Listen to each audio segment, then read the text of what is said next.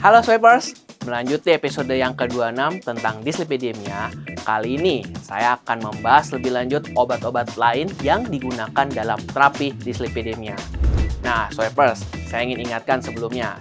Nah, untuk informasi-informasi terkait yang saya sampaikan nanti, Swipers bisa dapatkan langsung di dalam buku yang saya terjemahkan ini loh. Nah, mau tahu kelanjutannya? Yuk simak lebih lanjut video ini sampai habis ya. Bersama saya, Apoteker Vincent, hanya di Pharma Kepo. Kepoin abis farmasi.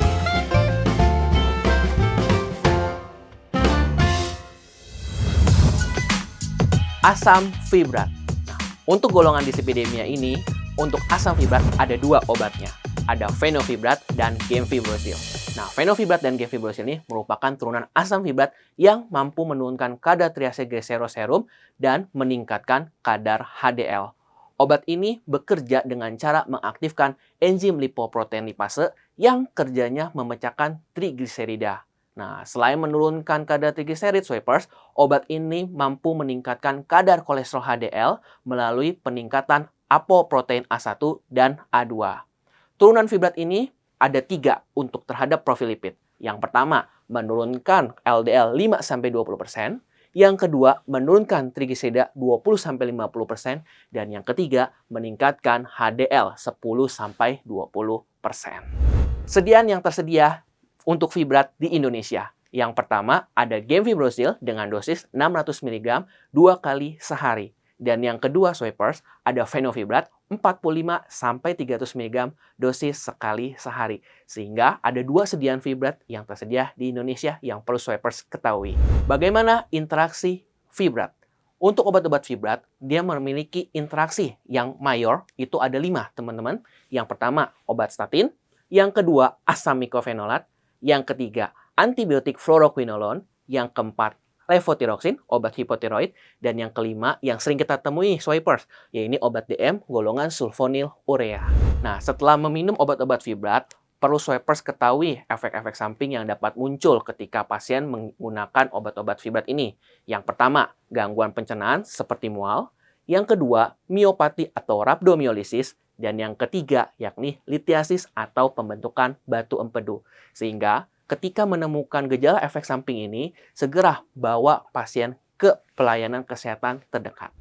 Obat-obat fibrat perlu diperhatikan pada pasien-pasien kondisi tertentu seperti lanjut usia, kerusakan ginjal, pada pasien diabetes, gangguan tiroid, riwayat batu empedu, kelainan darah, hepatitis, nyeri otot, dan sedang meminum obat-obat statin atau pada pasien yang memiliki riwayat pankreatitis.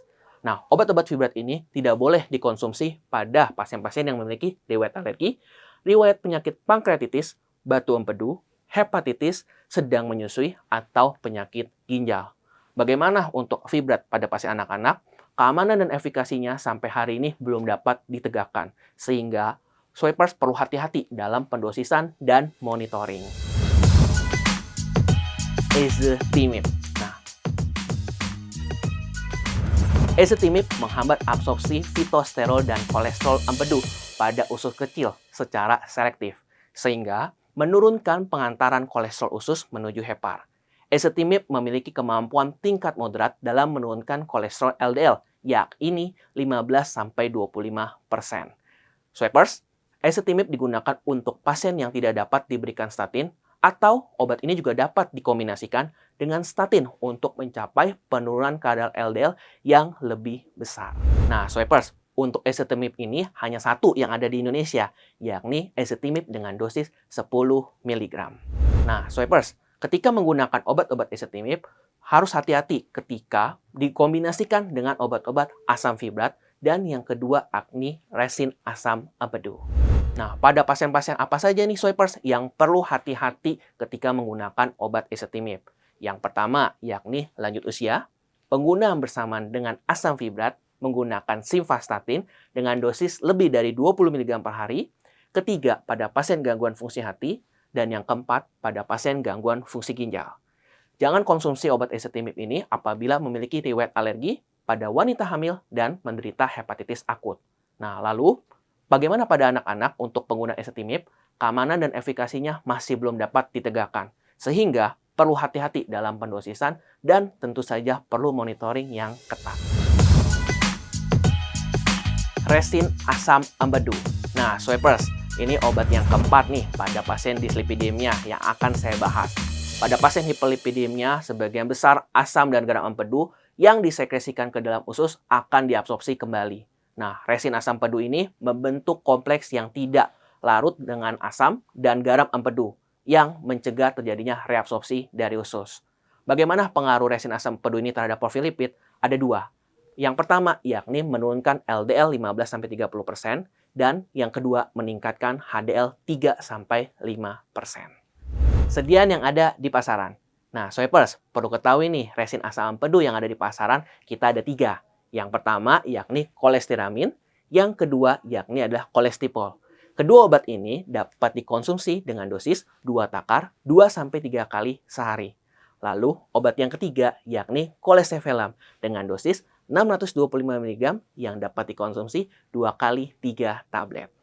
Perlu Swipers ketahui, ketika pasien menggunakan resin asam empedu dapat mengganggu absorpsi banyak obat di usus, sehingga harus hati-hati ketika memberikan dengan obat lain. Nah, berdasarkan literatur, yang pertama harus diberikan jarak 1-2 jam sebelum menggunakan resin asam empedu.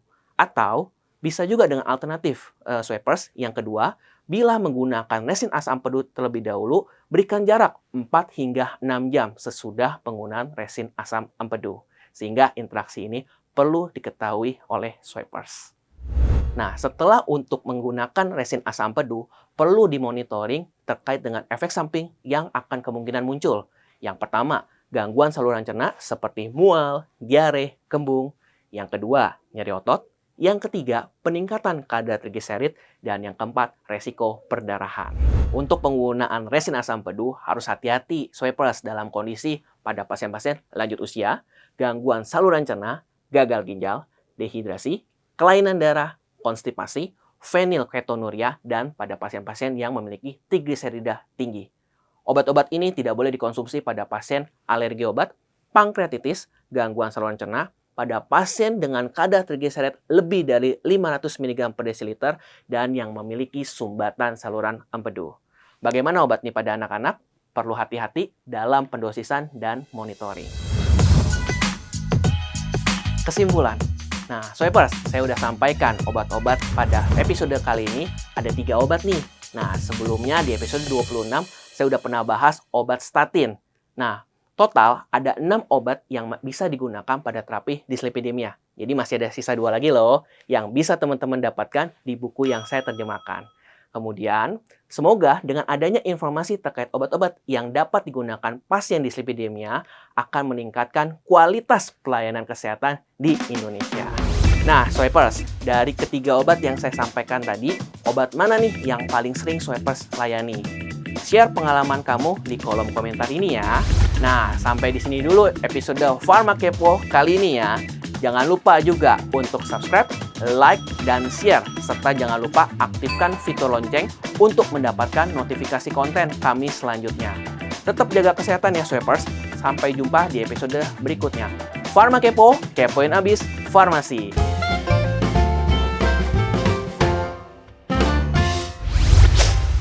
Swipe or X.